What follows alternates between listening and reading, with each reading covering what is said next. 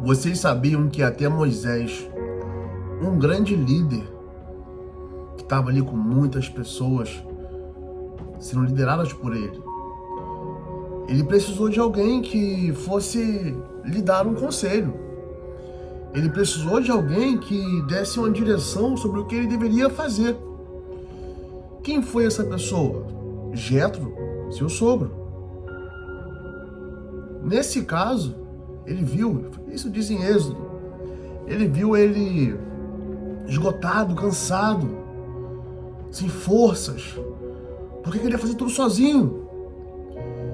E bastou um único conselho, que ele precisava ter as pessoas certas do lado dele. Ele precisava ter homens tementes a Deus, homens sábios, honestos, que fizessem algumas funções para ele, deixasse outras para ele fazer.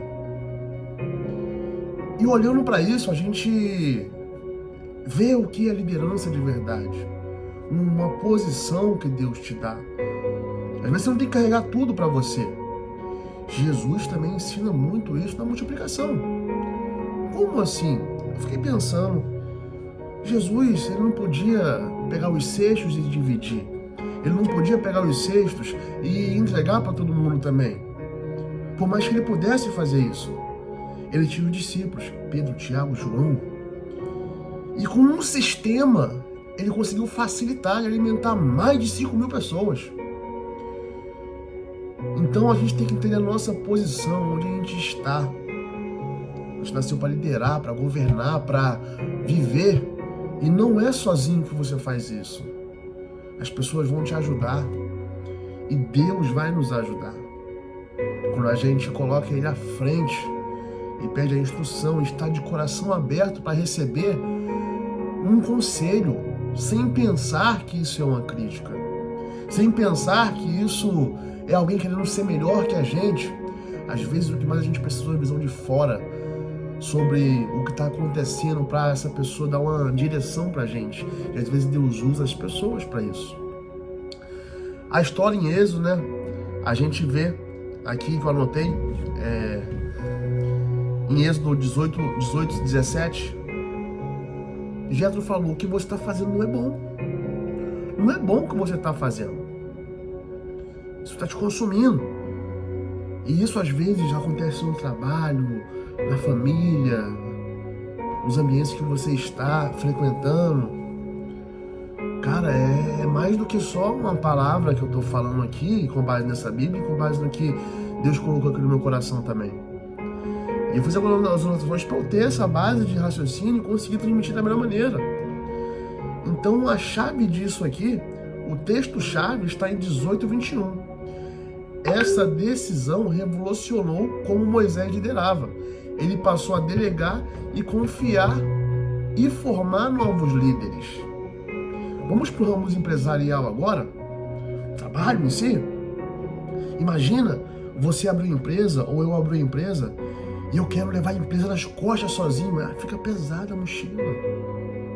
Fica pesada a mochila, a gente não consegue carregar. A gente vai estar andando assim, uma hora. A gente precisa soltar um pouco essa bagagem e dar para as pessoas: toma essa daqui, que eu confio que você sabe fazer isso aqui. Eu confio que você sabe fazer isso aqui. Eu confio que você consegue aqui treinar uma outra pessoa, porque eu te treinei. Eu consigo pegar você que é bom em visual, em entender as tendências, em fazer isso aqui. Então a gente tem que delegar as funções, soltar o peso da mochila. Quando a gente solta o peso da mochila, a gente vai mais rápido, né? Imagina que você esteja caminhando em direção a um topo de uma montanha. Quanto mais peso você tem nas costas, mais lento você vai.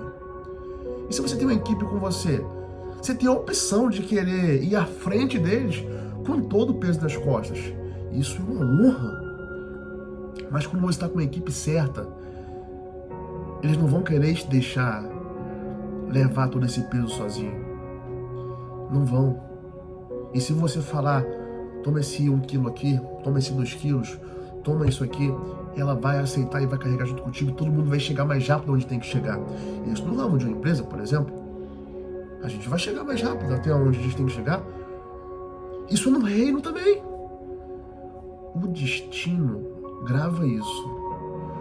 o destino que você tem, que Deus prometeu para você, ele não é pesado, ele não é difícil. E quando ele parecer estar difícil, é porque você não está nele. É leve, é suave, é tranquilo. É tranquilo. Não tem coisas que vão te parar. Podem ter coisas no meio do caminho que vão acontecer, que acontecem. Às vezes, você está caminhando, você tropeça, você chuta uma pedra, você fica doente, você pode ser picado por uma cobra e ter que se curar, você pode, no meio do mato ali, uma aranha te morder e você tem que parar a tua viagem. Eu tô falando isso no sentido geral, mas isso se encaixa na vida. Por que na vida? Porque se você for ir em direção ao caminho da sua caminhada com Deus, vão ter desafios. Vão ter momentos que você vai chegar e vai falar: mas fulano, aquilo, mas e aquilo, tá acontecendo isso. A gente fica querendo colocar as coisas à frente, sendo que quem tem que estar à frente é Deus. E a gente vai em direção a Ele. Eu gosto muito de usar Deus, Jesus Cristo, como um farol. E você vai entender isso de forma bem simples e fácil e prática. Imagina que você é uma navegação que está à noite. Não tem tecnologia, tá? Não tem tecnologia de sonar, de visão raio-x, noturna, não tem. É as estrelas, é a natureza. A chave está na natureza.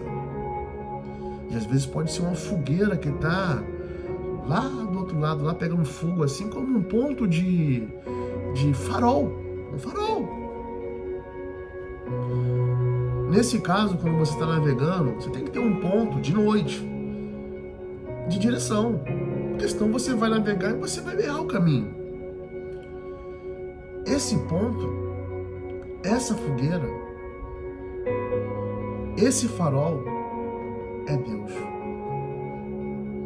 É Deus. E uma navegação, quando ela está navegando sem os tripulantes certos, ela pode naufragar. Ela pode naufragar.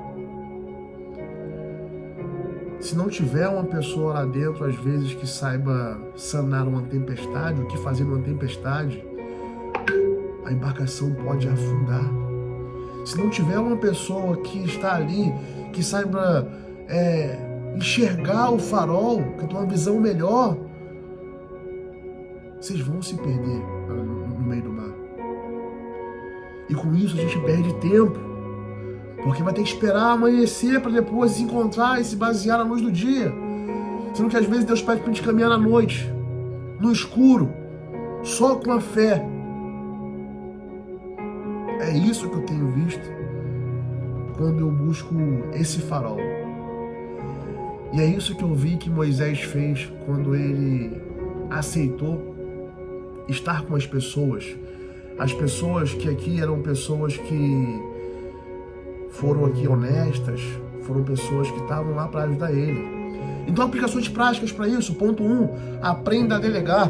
Ponto 2, confie em pessoas ao seu redor. Ponto 3, escute conselhos com humildade. Ponto 4, não tente ser tudo para todos.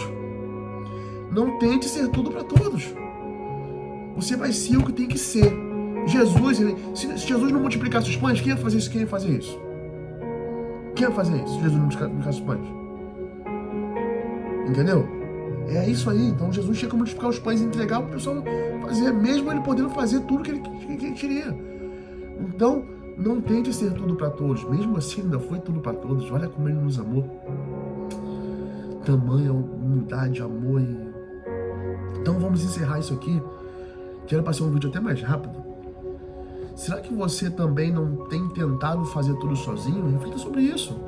O que Deus quer que você delegue hoje? Quem são os homens capazes ao seu redor que você ainda não confiou?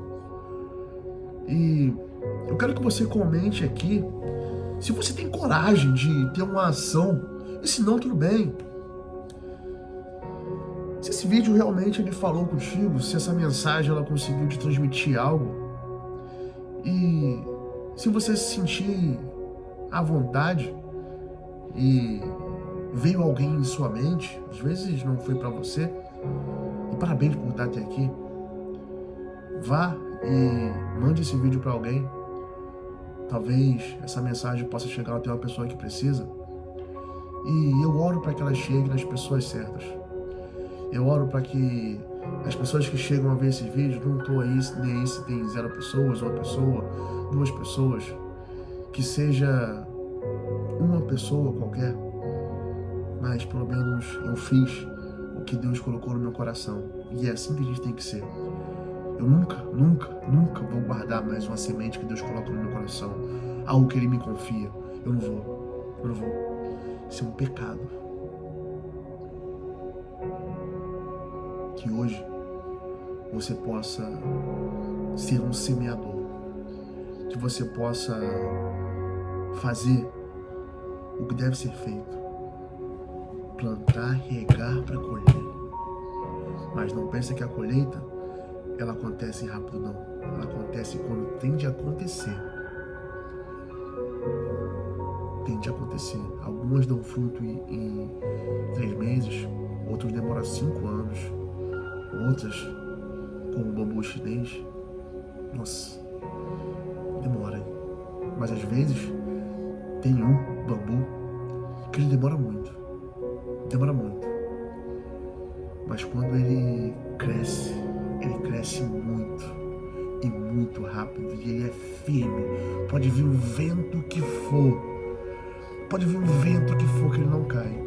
Já o outro bambu, ele bate um vento, ele se quebra todo. Vento. Que você seja esse bambu forte e que você aguarde o tempo certo da sua colheita.